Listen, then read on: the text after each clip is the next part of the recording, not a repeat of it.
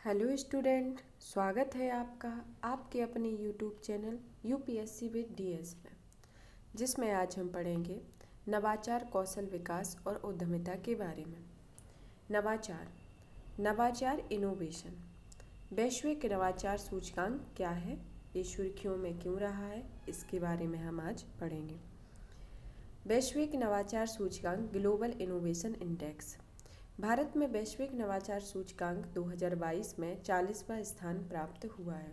इससे पहले GII 2021 में 46वें स्थान पर था। मतलब 2021 में इसे 46वां स्थान प्राप्त हुआ था और 2022 में 40वां स्थान प्राप्त हुआ है। वैश्विक नवाचार सूचकांक, नवाचार इनपुट उप सूचकांक इसके देख लेते हैं कौन कौन से हैं। संस्थान में राजनीतिक माहौल, विनियामकीय माहौल या व्यापारिक माहौल होता है। मानव पूंजी और अनुसंधान में शिक्षा एवं तृतीयक शिक्षा, अनुसंधान एवं विकास आता है। अवसंरचना में सूचना एवं संचार प्रौद्योगिकी, सामान्य अवसंरचना, पारिस्थितिकीय संधारणीयता। बाजार तंत्र के अंतर्गत ऋण, निवेश, व्यापार, विविधीकरण और बाजार स्तर। कुशलकर्मी, नवाचार लिंकेज, ज्ञान का समावेश इसके अंतर्गत आता है। नवाचार आउटपुट उप सूचकांक के अंतर्गत ये इनपुट उप सूचकांक है, जैसे संस्थान, मानव पूंजी और अनुसंधान, अवसंरचना, बाजार तंत्र और व्यापार तंत्र। और आउटपुट उप सूचकांक में ज्ञान और प्रौद्योगिकी, क्रिएटिव आउटलुक।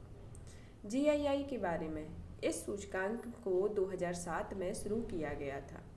GII नवाचार की वैश्विक स्थिति को ट्रैक करता है और प्रति वर्ष राष्ट्रों के नवाचार प्रदर्शन के लिए उन्हें रैंकिंग प्रदान करता है। वर्तमान में इसे WIPO द्वारा पोर्टुलेंस इंस्टीट्यूट, अलग अलग कॉरपोरेट भागीदारों जैसे भारतीय उद्योग परिसंघ और अकादमिक नेटवर्क के सदस्यों के सहयोग से प्रकाशित किया जाता है। विश्व बौद्धिक संपदा संगठन वर्ष 2011 में इसे शामिल हुआ था। 2022 की थीम नवाचार संचालित विकास का भविष्य क्या है। इसके परिणाम दो उपसूचकांकों के आधार पर 132 देशों को नवाचार प्रदर्शन के लिए रैंकिंग प्रदान की गई है, जिसमें पहला है इनोवेशन इनपुट सब इंडेक्स और इनोवेशन आउटपुट सब इंडेक्स, जिसको हमने देख लिया है कि इनोवेशन इनपुट में कौन कौन से क्षेत्र आते हैं। संस्थान, मानव पूंजी और अनुसंधान, अवसंरचना, बाजार तंत्र और व्यापार तंत्र। और नवाचार आउटपुट के उप सूचकांक के अंतर्गत ज्ञान और प्रौद्योगिकी, क्रिएटिव आउटलुक आता है। अब आता है GII 2022 के शीर्ष 5 देश कौन कौन से हैं। स्विट्जरलैंड, संयुक्त राज्य अमेरिका, स्वीडन, यूनाइटेड किंगडम और नीदरलैंड। भारत 40वें स्थान पर है तथा वर्ष 2015 से भारत की रैंकिंग में 41 स्थानों का सुधार हुआ है। क्षेत्र और आय समूह के आधार पर भारत मध्य और दक्षिणी एशिया में तथा निम्न मध्य आय वाले देशों में शीर्ष पर है। भारत GII के भीतर ICT सेवा निर्यातक संकेतक में पहले स्थान पर बना हुआ है। GII के भीतर अन्य संकेतकों के आधार पर भारत की स्थिति मात्रा के आधार पर उद्यम पूंजी प्राप्तकर्ताओं में 6ठी रैंक है। स्टार्टअप और स्केल अप के लिए वित्त के मामले में 8वीं रैंक है। इंजीनियरिंग और विज्ञान में स्नातक के मामले में 11वीं रैंक है। श्रम उत्पादकता में वृद्धि के मामले में 12वीं रैंक है और घरेलू उद्योग के विविधीकरण के मामले में 14वीं रैंक है। इसके अलावा भारत में बेंगलुरु, दिल्ली, मुंबई, चेन्नई दुनिया के सबसे बड़े शीर्ष 100 विज्ञान और प्रौद्योगिकी क्लस्टर्स में शामिल है। अब देखते हैं विश्व बौद्धिक संपदा सूचकांक क्या है। संगठन क्या है। मुख्यालय इसका जेनेवा में है। इसकी उत्पत्ति संयुक्त राष्ट्र की विशिष्ट एजेंसी के द्वारा की गई थी। इसकी स्थापना 1967 में हुई थी। इसका मुख्य कार्य दुनिया भर में रचनात्मक गतिविधियों को प्रोत्साहित करना और बौद्धिक संपदा के संरक्षण को बढ़ावा देना है। इसकी सदस्यता में 193 सदस्य देश शामिल हैं, जिसमें भारत भी आता है। यह कई अंतर्राष्ट्रीय संधियों को लागू करता है। बौद्धिक संपदा के वर्गीकरण के लिए WIPO की संधियाँ। समझौता, वर्गीकरण एवं क्षेत्र। समझौता द नीस एग्रीमेंट 1957, वर्गीकरण नीस क्लासिफिकेशन और क्षेत्र में ट्रेडमार्क और सर्विस मार्क के लिए पंजीकरण। लोकार्नो समझौता, लोकार्नो क्लासिफिकेशन औद्योगिक डिजाइन क्षेत्र में किया गया। स्टोर्सबर्ग समझौता 1971 में अंतर्राष्ट्रीय पेटेंट वर्गीकरण तथा प्रौद्योगिकी के अलग अलग क्षेत्रों के अनुसार पेटेंट और यूटिलिटी मॉडल के संदर्भ में। वियना समझौता 1973 में वियना वर्गीकरण उन चिन्हों के लिए एक वर्गीकरण का प्रावधान करता है जिन्हें अलंकारिक तत्व होते हैं। संबंधित सुर्खियां। नीति आयोग और इंस्टीट्यूट फॉर कॉम्पिटिटिव ने भारत नवाचार सूचकांक का तीसरा संस्करण जारी किया है। यह राज्यों और केंद्र शासित प्रदेशों में उनके नवाचार प्रदर्शन के आधार पर रैंकिंग प्रदान करता है। इससे उनके बीच स्वस्थ प्रतिस्पर्धा की भावना पैदा होती है। सूचकांक के तीसरे संस्करण के मुख्य निष्कर्ष। सूचकांक 7 स्तंभों में वैश्विक नवाचार सूचकांक के फ्रेमवर्क को अपनाता है, जिसमें सक्षम बनाने वाले स्तंभ हैं मानव पूंजी, निवेश, ज्ञान आधारित कर्मी, व्यावसायिक परिवेश, सुरक्षा एवं परिवेश, और परफॉर्मेंस में ज्ञान आधारित आउटपुट और ज्ञान प्रसार है। अब आता है सूचकांक 7 स्तंभों में वैश्विक नवाचार सूचकांक के फ्रेमवर्क को अपनाता है, और ये 7 सूचकांक हमने देख लिए। अब आते हैं 7 इनके सक्षम बनाने वाले 5 स्तंभ इनपुट का मापन करते हैं। ये इनपुट नवाचार को बढ़ावा देने के लिए जरूरी है। प्रदर्शन से जुड़े 2 स्तंभ आउटपुट को मापते हैं। ये आउटपुट राष्ट्र के लिए ज्ञान के सृजन और प्रतिस्पर्धात्मकता से जुड़े लाभों को दर्शाते हैं। अलग अलग श्रेणियों में सर्वोच्च स्थान प्राप्त करने वाले राज्य, जिसमें प्रमुख हैं राज्य कर्नाटक, पूर्वोत्तर और पहाड़ी राज्य मणिपुर, केंद्र शासित और सिटी प्रदेश चंडीगढ़ है। भारत में बौद्धिक संपदा अधिकार व्यवस्था। भारत में बौद्धिक संपदा अधिकार व्यवस्था के बारे में देखते हैं सुर्खियों में। क्यों? प्रधानमंत्री की आर्थिक सलाहकार परिषद ने भारत की IPR व्यवस्था पर एक रिपोर्ट जारी की है। IPR के बारे में। IPR वस्तुतः व्यक्तियों को उनकी बौद्धिक संरचनाओं के एवज में दिया गया एक अधिकार है। यह किसी रचनाकार को एक निश्चित अवधि के लिए उसकी रचना के उपयोग पर विशेष अधिकार देता है। इस तरह की सुरक्षा कॉपीराइट, भौगोलिक संकेतक, पेटेंट, ट्रेडमार्क आदि के रूप में की जाती है। ट्रिप्स वैश्विक स्तर पर IPR के मामले में उसे सुरक्षा देने के सबसे व्यापक बहुपक्षीय समझौता है। ट्रिप्स वस्तुतः पेरिस कन्वेंशन और बर्न कन्वेंशन के साथ तालमेल बिठाए हुए हैं।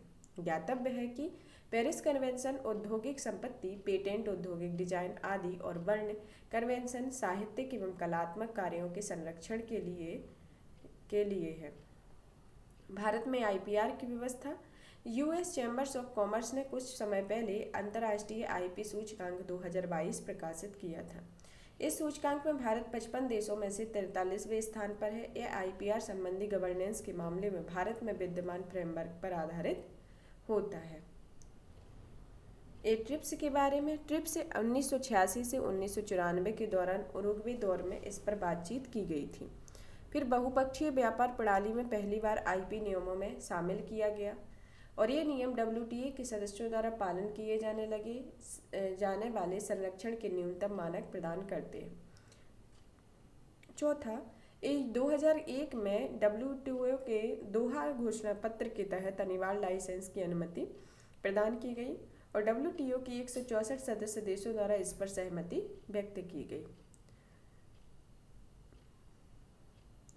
IPR से संबंधित गवर्नेंस के मामले में भारत में विद्यमान फ्रेमवर्क पर आधारित है। इस फ्रेमवर्क को देख लेते हैं। IPR के कुछ प्रकार हैं, जैसे पेटेंट। पेटेंट का विधायी ढांचा भारतीय पेटेंट अधिनियम 1970, जिसे 5 में संशोधित किया गया था, से आधारित है। ये पेटेंट डिजाइन और व्यापार चिन्ह महानियंत्रक के इसका प्रशासनिक ढांचा है। डिजाइन का भी यही ढांचा है और ट्रेडमार्क का भी यही ढांचा है। डिजाइन में डिजाइन अधिनियम 2000, ट्रेडमार्क में ट्रेडमार्क अधिनियम 1999। कॉपीराइट में कॉपीराइट अधिनियम 1957 में रजिस्टर ऑफ कॉपीराइट है।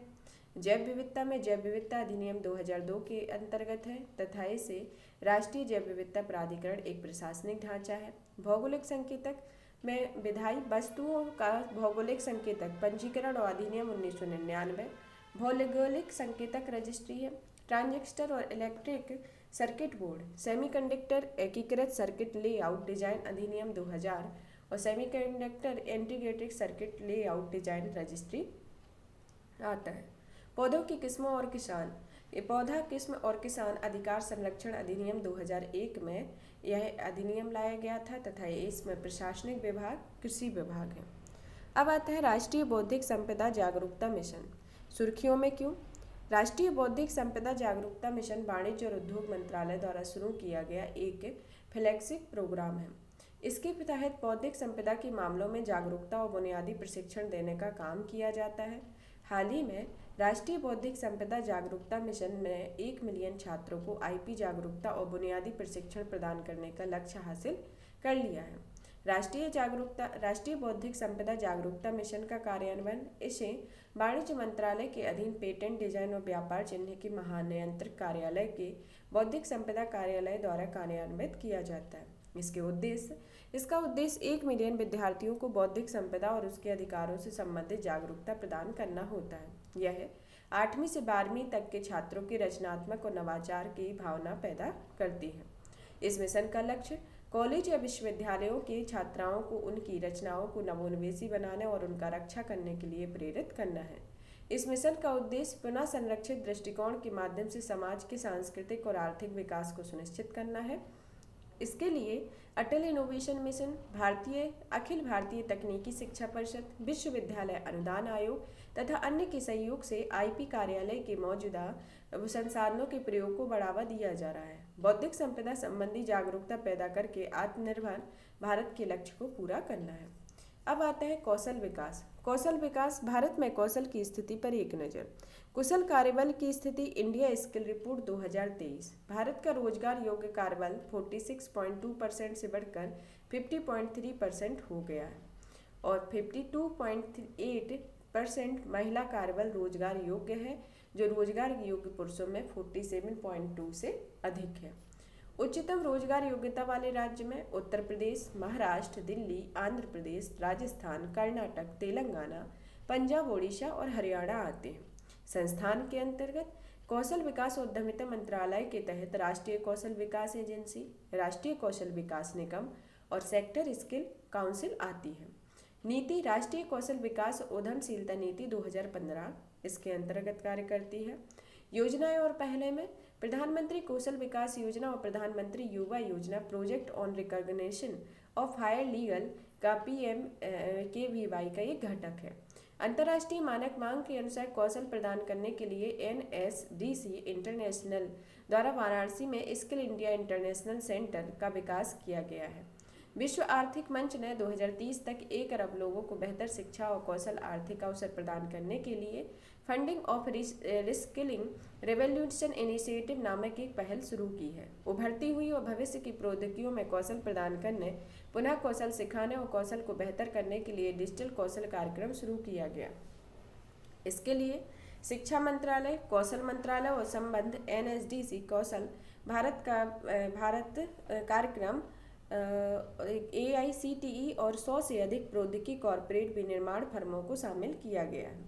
प्रशिक्षण महानिदेशालय द्वारा भारत स्किल्स फोरम ITI के प्रशिक्षकों और उद्योग के लिए एक डिजिटल ज्ञान साझाकरण मंच के रूप में स्थापित किया गया है। राष्ट्रीय कौशल विकास निगम द्वारा विदेशी विश्वविद्यालय को शामिल करके भारत मिशन के तहत वैश्विक कौशल सहयोग स्थापित किया गया है। इंडिया स्किल्स रिपोर्ट 2023 वीवॉक्स द्वारा अखिल भारतीय तकनीकी शिक्षा परिषद और भारतीय उद्योग परिसंघ और अन्य के साथ साझेदारी में जारी की गई है।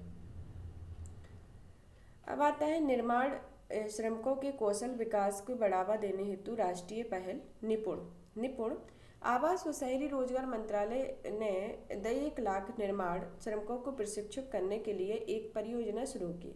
इस परियोजना का नाम निर्माण श्रमिकों के कौशल विकास को बढ़ावा देने हेतु राष्ट्रीय पहल रखा। इसको निपुण बोलते हैं। अन्य संबंधित तथ्य, प्रोजेक्ट निपुण दीनदयाल अंत्योदय योजना राष्ट्रीय शहरी आजीविका मिशन के तहत एक पहल है। ज्ञातव्य है कि दीनदयाल अंत्योदय योजना राष्ट्रीय शहरी आजीविका मिशन उक्त मंत्रालय की प्रमुख योजना है। इसको 3 भागों में विभाजित किया जाता है, जिनमें इसका कार्यान्वयन किया जाता है। पहला, निर्माण स्थलों पर पूर्ण शिक्षण मान्यता के माध्यम से प्रशिक्षण, नलसाजी और बुनियादी ढांचा क्षेत्र कौशल परामर्श परिषद द्वारा नए कौशल के माध्यम से प्रशिक्षण, उद्योगों, बिल्डरों और ठेकेदारों के माध्यम से अंतर्राष्ट्रीय placement.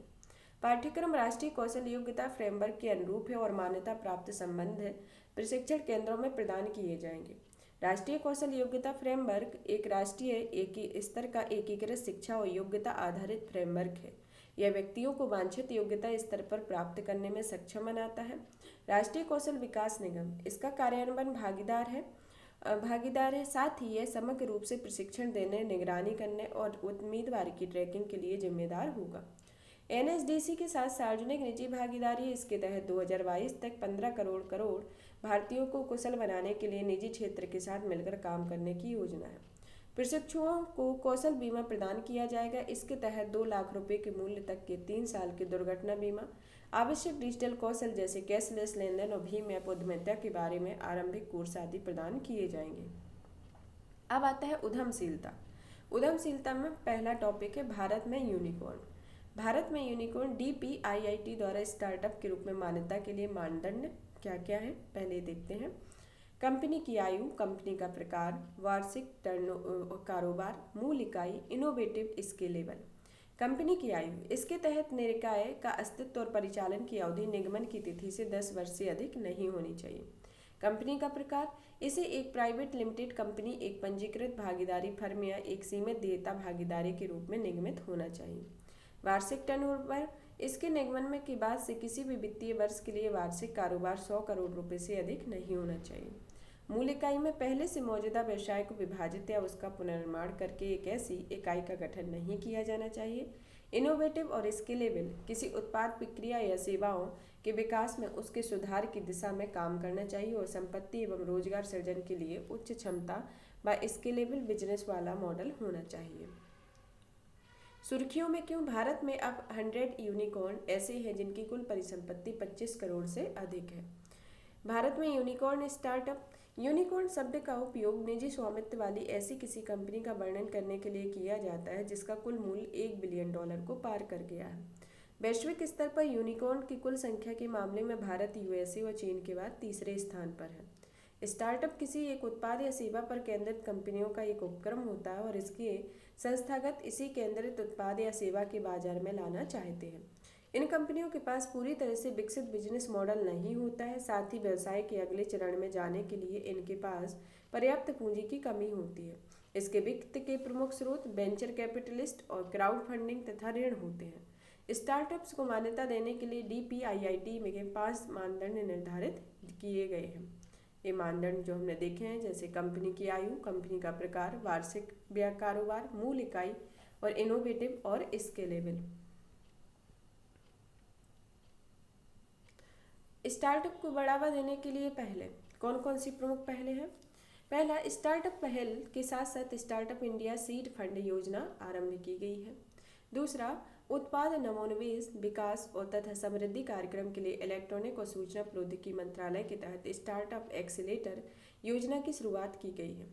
Funds of fraud for startups को स्टार्टअप इंडिया पहल के तहत शुरू किया गया था। यह भारतीय स्टार्टअप प्रणाली के लिए घरेलू पूंजी जुटाने पर केंद्रित है। इसकी घोषणा 10,000 करोड़ रुपए के आरंभिक कोष के साथ की गई है। भारतीय प्रतिभूति एवं विनिमय बोर्ड में पंजीकृत AIFs और FSS के तहत सहायता प्रदान की जाती है। ये बदलने में स्टार्टअप्स में निवेश करती है। भारतीय लघु उद्योग विकास बैंक FSS की कार्यान्वयन एजेंसी है। उत्कृष्ट राष्ट्रीय स्टार्टअप और तंत्र को संभव बनाने वाले को पहचानने और उन्हें पुरस्कृत करने के लिए राष्ट्रीय स्टार्टअप पुरस्कार आरंभ किया गया है। राष्ट्रीय startup India seed fund scheme 2021 शुरू की गई थी। इसके तहत पात्र इनोवेटर्स के माध्यम से DPIIT द्वारा मान्यता प्राप्त स्टार्टअप्स को वित्तीय सहायता प्रदान की जाती है। वित्तीय सहायता अवधारणा के साक्ष्य, प्रोटोटाइप विकास, उत्पाद परीक्षण, बाजार प्रवेश और व्यावसायीकरण के लिए प्रदान की जाती है। संबंधित सुर्खियां, राज्यों के स्टार्टअप इकोसिस्टम की रैंकिंग। इसे DPIIT में 2018 में प्रारंभ किया था, जिसका उद्देश्य राज्यों और केंद्रशासित प्रदेशों को उनके स्टार्टअप परिवेश के विकास में सहायता करना है तथा यह 24 राज्यों और 7 केंद्र शासित प्रदेशों को 7 व्यापक सुधार क्षेत्रों में उनके प्रदर्शन के आधार पर रैंकिंग प्रदान की गई है, जिसके प्रमुख क्षेत्रक है संस्थागत समर्थन, नवोन्मेष और उद्यमिता को बढ़ावा देना, बाजार तक पहुंच, वित्त पोषण सहायता, मेंटरशिप समर्थन इत्यादि। प्रतिभागियों को निम्नलिखित श्रेणियों में वर्गीकृत किया गया है: सर्वश्रेष्ठ प्रदर्शन करना, शीर्ष प्रदर्शनकर्ता, नेतृत्वकर्ता, आकांक्षी नेतृत्वकर्ता और उभरते स्टार्टअप परिवेश। इसके अंतर्गत श्रेणियां हैं। AIFS ट्रस्ट एक कंपनी, एक कॉर्पोरेट निकाय या एक सीमित देयता भागीदारी के रूप में निजी रूप में जुटाए गए निवेश कोष है। ये निवेश भारतीय या विदेशी किसी भी स्रोत में जुटाए जा सकते हैं। फैमिली ट्रस्ट, कर्मचारी कल्याण ट्रस्ट और ग्रेजुटी ट्रस्ट को AIFs में शामिल नहीं किया जाता है।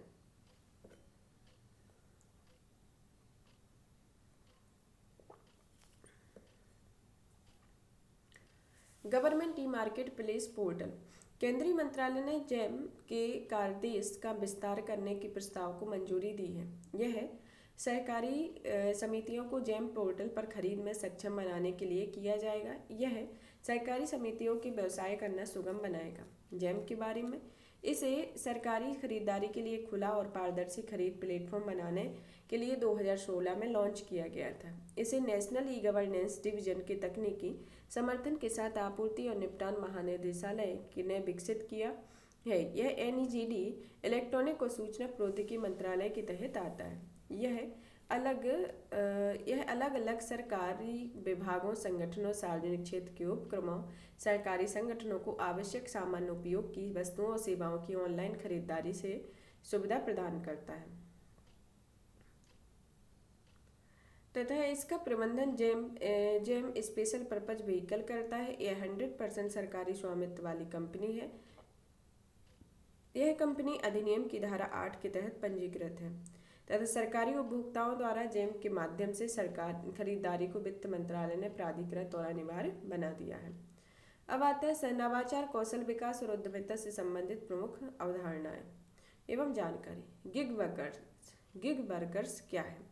नीति आयोग ने India's booming gig and platform economy नामक शीर्षक से रिपोर्ट जारी की है। इसके तहत राइस फ्रेमवर्क का उपयोग करके सामाजिक सुरक्षा संहिताओं को लागू करते हुए सार्वभौमिक सामाजिक सुरक्षा कवरेज सुनिश्चित करने का सुझाव दिया है। सामाजिक सुरक्षा संहिता 2020 के अनुसार गिग वर्कर्स एक ऐसा व्यक्ति है जो नियोक्ता कर्मचारी संबंधों की पारंपरिक व्यवस्था के बाहर काम करता है या कार्य व्यवस्था में भाग लेता है या और ऐसी किसी गतिविधियों में आय अर्जित करता है। रेज क्या है? रेज का फुल फॉर्म देखते हैं। R for recognize, A for allow, I for incorporate, S for support और E फॉर इंश्योर। R में रिकॉग्नाइज क्या है? समतापरक योजनाएं तैयार करने के लिए प्लेटफॉर्म वर्ग की विविध प्रकृति को मान्यता देना। अलाउ में इनोवेटिव वित्त पोषित व्यवस्था के माध्यम से सामाजिक सुरक्षा में वृद्धि की राह आसान करना। आई इनकॉर्पोरेट योजना तैयार करते समय प्लेटफॉर्म के विशेष हित रोजगार सृजन की प्रभावित करने के कारण प्लेटफॉर्म के कारोबार और कारोबारों को एकीकृत करना होता है। एस फॉर सपोर्ट व्यापक जागरूकता अभियानों के माध्यम से सरकारी योजनाओं, कल्याणकारी कार्यक्रमों की सदस्यता के लिए कामगारों की सहायता करना होता है। ई फॉर इंश्योर यह सुनिश्चित करता है कि लाभ कामगारों को सहजता से उपलब्ध हो।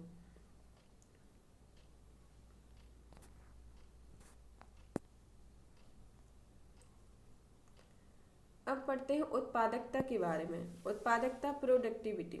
हाल ही में भारतीय रिजर्व बैंक और सेंटर फॉर डेवलपमेंट इकोनॉमिक्स द्वारा भारतीय उत्पादकता रिपोर्ट जारी की गई।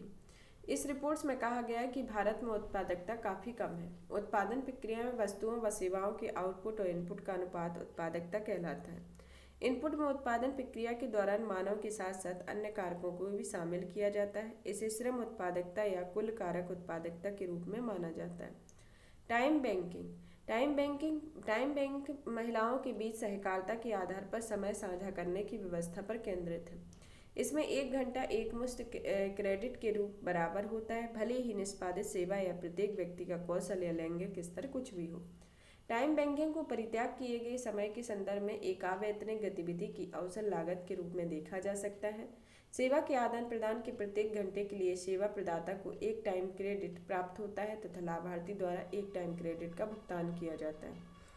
अब आता है राष्ट्रीय करियर सेवा पोर्टल। यह श्रम और रोजगार मंत्रालय का एक पोर्टल होता है जिसे 2015 में लॉन्च किया गया था। यह एक रोजगार प्लेटफॉर्म है जो अलग अलग प्रकार की रोजगार सेवाएं प्रदान करता है।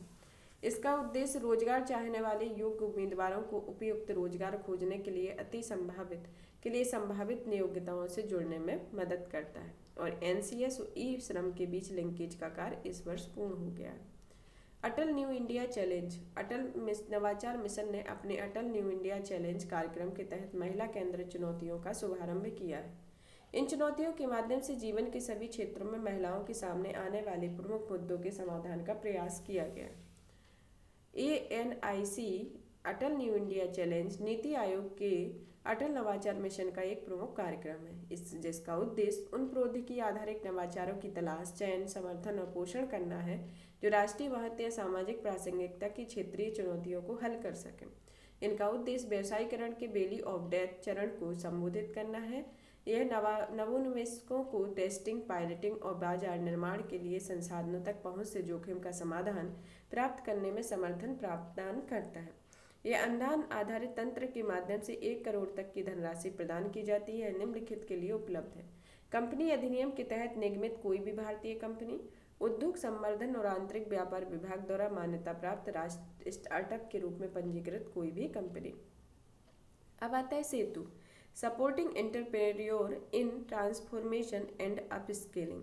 सेतु वाणिज्य और उद्योग मंत्रालय ने सेतु पहल आरंभ की है। यह पहल भारत के स्टार्टअप्स को अमेरिका स्थित निवेशकों और स्टार्टअप इकोसिस्टम के लीडर्स को वित्त पोषण, बाजार पहुंच और आदि सहित विभिन्न क्षेत्रों में मेंटरशिप व सहायता को साथ जोड़ने के लिए शुरू किया गया।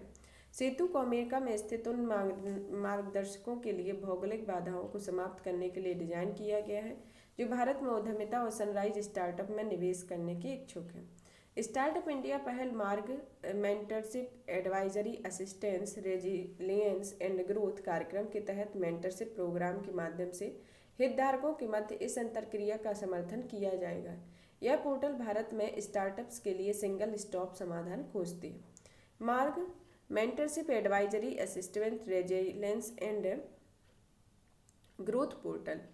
यह mentorship, advisory, assistant, resilience and growth का संक्षिप्त रूप है। यह पोर्टल अलग अलग क्षेत्रों, कार्यों, चरणों, भौगोलिक क्षेत्रों और पृथ्वी पृष्ठभूमि के स्टार्टअप्स के लिए मेंटरशिप की सुविधा प्रदान करता है। पोर्टल के उद्देश्य स्टार्टअप्स को क्षेत्र केंद्रित मार्गदर्शन, शुरुआती समर्थन और सहायता प्रदान करना है। मेंटर मार्गदर्शन करने वाला, मेंटी मार्गदर्शन प्राप्त करता, संलग्नता की समय पर ट्रैकिंग के लिए कुशल मेंटरशिप और एक तंत्र सुविधा प्रदान करना है। इसमें अनुकूलित किए गए योग्य मेंटरशिप प्रोग्राम, योगदान देने वाले मेंटर्स को मान्यता देना शामिल होता है। गोइंग ऑनलाइन एज लीडर्स कार्यक्रम गोल। हाल ही में जनजातीय कार्य मंत्रालय ने गोल कार्यक्रम के तहत दूसरे चरण का शुभारंभ किया है। गोल कार्यक्रम जनजातीय कार्य मंत्रालय और फेसबुक इंडिया की संयुक्त पहल है। इसका लक्ष्य डिजिटल मोड के माध्यम से जनजातीय युवाओं को मार्गदर्शन प्रदान करना है। इसका उद्देश्य जनजातीय समुदायों के 10 लाख युवाओं को डिजिटल रूप से सक्षम बनाना और डिजिटल प्रौद्योगिकी का उपयोग करके उनके लिए अवसर खोलना है। यह स्वयं सहायता समूहों और भारतीय जनजातीय सहकारी विपणन विकास परिसंघ या ट्राइफेड से जुड़े परिवारों के लिए उनके उत्पादों को वैश्विक स्तर पर पहुंच बनाने के लिए एक मंच तैयार करेगा। ग्रामीण उद्यमी परियोजना। ग्रामीण उद्यमी परियोजना मध्य प्रदेश और झारखंड में 450 जनजातीय युवाओं को प्रशिक्षित करने के लिए सरकार ने ग्रामीण उद्यमी परियोजना का दूसरा चरण आरंभ किया है। यह परियोजना राष्ट्रीय कौशल विकास निगम द्वारा वित्त पोषित है, जिसका उद्देश्य जनजातीय समुदायों के समावेशी और सतत विकास के लिए कौशल प्रशिक्षण प्रदान करना है। यह परियोजना 6 राज्यों महाराष्ट्र, राजस्थान, छत्तीसगढ़, मध्य प्रदेश, झारखंड और गुजरात में लागू की जा रही है। इसे सांसद परिषद योजना के में लागू किया जा रहा है। इस योजना के तहत प्रशिक्षण रोजगार की भूमिकाओं जैसे इलेक्ट्रीशियन, प्लम्बिंग, फार्म मशीनीकरण आदि में आयोजित किया जाता है। यह हमारा ये टॉपिक कंप्लीट होता है। और भी इसी तरीके के टॉपिक को देखने के लिए चैनल को लाइक करें, सब्सक्राइब करें, शेयर करें। धन्यवाद।